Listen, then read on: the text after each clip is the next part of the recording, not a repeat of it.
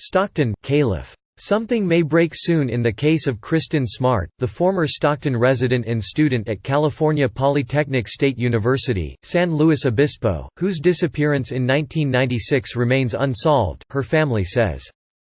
Kristin's mother, Denise Smart, said she recently was contacted by the Federal Bureau of Investigation and told to be ready for a development that might bring closure to her more than 20-year nightmare. Be ready.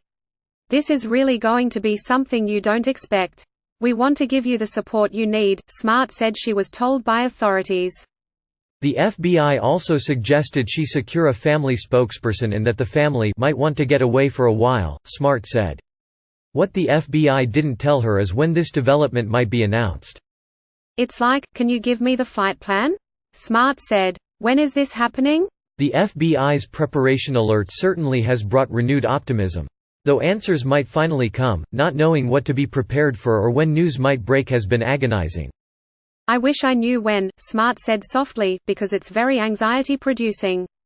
When reached for comment, Laura Imiller, a spokesperson for the FBI in Los Angeles, referred USA Today to the San Luis Obispo County Sheriff's Office. "We have provided and continue to provide resources," she said. "This is an active investigation." The sheriff's office declined to comment, citing the active investigation. The 19-year-old vanished from the Cal Poly campus late in her freshman year. Optimism has been peaked time and time again, then shattered. New leads led to brick walls. The bottom line, Kristin Smart has not been found. Denise Smart said she never has harbored more hope, even more than in 2016, when the FBI and the sheriff's office excavated a Cal Poly hillside following a tip that proved fruitless. When they did the big dig, I had no anxiety.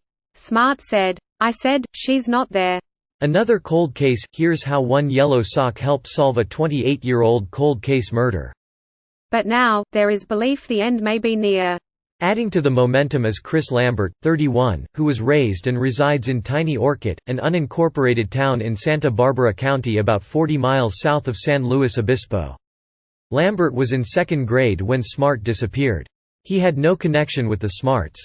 But growing up in the Central Coast, he knew her name and face and became interested in her case. It's one of those things growing up here, he said. I know there are many cold cases, but it really hit home, growing up in Orchid. Lambert produced a documentary podcast, Your Own Backyard, The Disappearance of Kristin Smart, employing his talents as a recording engineer and storyteller. He spent hours over many months conducting research and interviews, fine-tuning his presentation before he launched the podcast in September. The reaction has been notable: candlelight vigils, more billboards, more articles, more awareness, more people coming forward, more information, more leads, more hope. He has rallied support like no one ever has and brought a lot of those people out of the woodwork. Smart said. Kristin Smart has been a missing person longer than she was known to be alive. She was officially declared dead on May 25, 2002. She was bright, intelligent and motivated. In May 1996, the then freshman reportedly was escorted to her dorm by 3 students after an on-campus party. One of the students who reportedly escorted Smart to her dorm was Paul Flores, the primary suspect. Flores told police that he walked Smart as far as his dorm, then allowed her to walk to her dorm unaccompanied. Cal Poly police originally suspected Smart had gone on an unannounced camping trip. The case wasn't turned over to the sheriff's office for a month, Lambert and Denise Smart said. Wisconsin cold case, widow who offered $25,000 reward in husband's 2006 death arrested in connection with murder. By the time they turned it over, so much had been lost, so many people had been able to move away and cover things up, Lambert said. So by the time the sheriff's department came in, they had a lot of work to do. Kristin's disappearance and the slow reaction by campus police resulted in the Kristin Smart Campus Security Act, signed into law by then-Gov. Pete Wilson on August 19, 1998.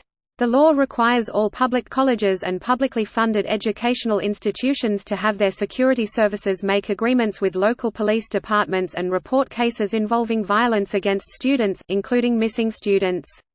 Lambert has shared some of his findings with the sheriff's office, and after past interview requests were denied, his next podcast, the 7th in the series, due for release later this month or early next month, will be a sit-down with 2 San Luis Obispo County sheriff's detectives. It's probably imminently going to break, I would say within a month. Smart said, "Something's going to happen." Contributing, Ryan Miller, USA Today. Follow reporter Bob Highfill on Twitter @BobHighfill.